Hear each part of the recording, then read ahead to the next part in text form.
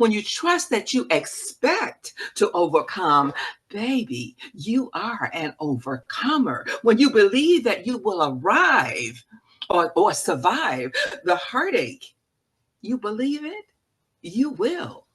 When you expect a favor, you receive a favor.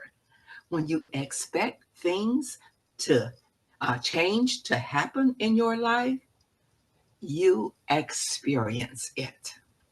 This is why it is important to never stop believing that things are going to be well in the end. You have to expect something good, no matter how painful or hopeless your situation might be. It's because your mind only finds solutions to problems that you believe there are solutions to. It's about belief. It's about faith. It's about hope. Number two, don't stop moving forward. Concentrating on what you can't do only causes you to remain where you are and you fail to move forward. When you stop moving, you lose hope because nothing changes for you when you stay still. Nothing. However, if you keep moving, you keep trying, you keep fighting, you rekindle your faith. You remain hopeful because you're always in motion. You remain hopeful because you focus on doing what you can do, and you see little changes taking place, and that gives you encouragement to just keep on keeping on. Yes, that alone renews your self-confidence. Number three, use hope affirmations. And remember, when you're doing that, this is a fight we're in. This is a fight. We're fighters. And we're not weak fighters. We're strong fighters. Hope affirmations help you to get rid of those negative thoughts that prevent you from seeing a way out of your trouble. So you use affirmations to renew your hope, to get you through your struggles, and to stay true to your aims or to your goals. You may say to yourself, I may be tired, but I can still go on. I know things are going to get better.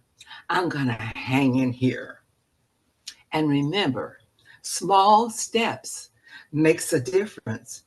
And say to yourself, I expect change and I have faith in ABC, whatever it is.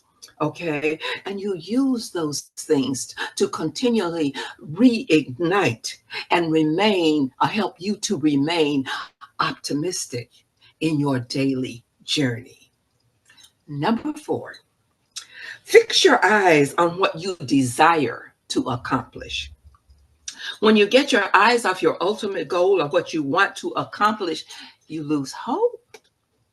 But when you fix your eyes on your vision or what you intend to achieve, your hope gets renewed. You may get knocked down, but you're going to get up again. I may be knocked down today, but tonight, not tomorrow. I'm concentrating on getting up again. Then another thing that you can do before we get to number five is write down what you desire to accomplish. Think about it at least once a day and never take your eyes off the goal. Knowing that you have to achieve ABC keeps you trying when you feel like quitting and keeps you believing in yourself. That may be called seeing is believing. Okay? Number five, let go of what has already happened. Oh my God. That woe is me attitude. Oh, everybody got something against me. Holding on to past hurts and disloyalties, it steals your joy and stop you from living the best life possible. You begin to focus on how so and so wronged you. why you don't deserve what is happening to you, why certain people aren't remorseful enough for the hurt they caused you and fail to move on. You hold on to the bad things that have occurred and fail to see the good things that are happening as well as the great things that can happen. Turn it loose and let it go, okay? Because holding on to hurt and anger and a painful past leaves you hopeless and indifferent. Therefore, learn to let go of what has already happened so you can renew your hope. Find your way out of the struggle and heal yourself. You know that proverb, physician, heal yourself. Sisters and brothers, heal yourself. So, renewing your fountain of hope and holding on to it is the only way of ensuring you win every battle that you fight, that you gain enough strength to go on when you feel like you just can't. You see a way out when your situation becomes hopeless, and you remain hopeful when everyone around you isn't. Let hope guide your steps, influence your decisions, and help you to weather each storm that you face. There's a song, a gospel song that I really, really love. One of the ones I really, really love. Get a chance, listen to it sometime. It's called Order My Steps in Your Word, Dear Lord. It's a beautiful song. There's a lot to take in when you listen to that. Yes. And so if you're seeking to infuse more hope into your spiritual journey, here's a guide that can help you to do that. And we're coming down to the end. I'm not going to go into the details of each one of these titles or subject parts of the subject, but I want to leave this with you. If you want to know more on that, we can talk more about that. Meditation and prayer. And basically what it's saying here is start your day off with a moment of reflection, with a moment of prayer, and watch and see how your attitude changed for that day. Another one, engage in spiritual communities. Nowadays, it's sort of hard to find those communities. There's a suggestion of maybe participating in some type of spiritual gatherings, or maybe church, temple, mosque, or any other place of worship. I don't know what is really happening there, but if you find a place there, that is another suggestion. Do some scripture and inspirational reading along with your morning prayer, getting in, if it's not a whole chapter or whatever, find a book in the Bible, or just kind of let God lead you to the one that you need for that day. It just helps you get your day started.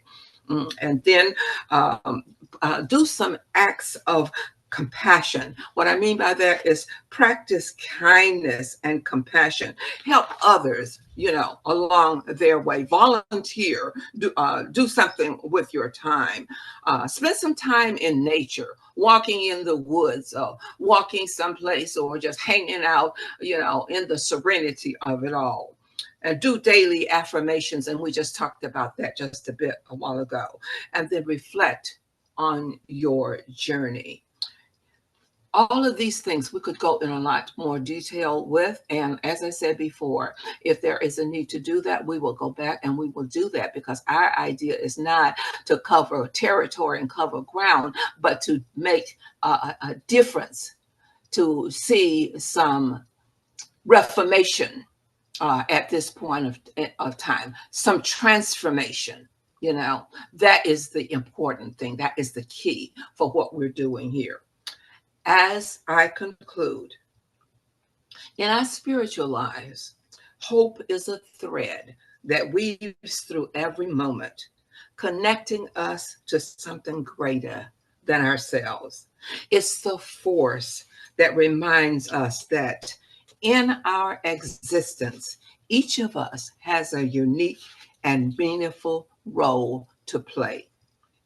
As we grasp hope, We find solace in knowing that our spiritual journey is illuminated by its radiant light, guiding us toward a brighter, more purposeful tomorrow. Romans 3, I'm ending with this verse, Romans 5th chapter, 3rd through 4th verse. We also glory in our suffering because we know that suffering produces perseverance, character, and character, hope. Thank you for your time tonight. I really do appreciate it. I pray God's blessings upon each and every one of you. And until next time, good night.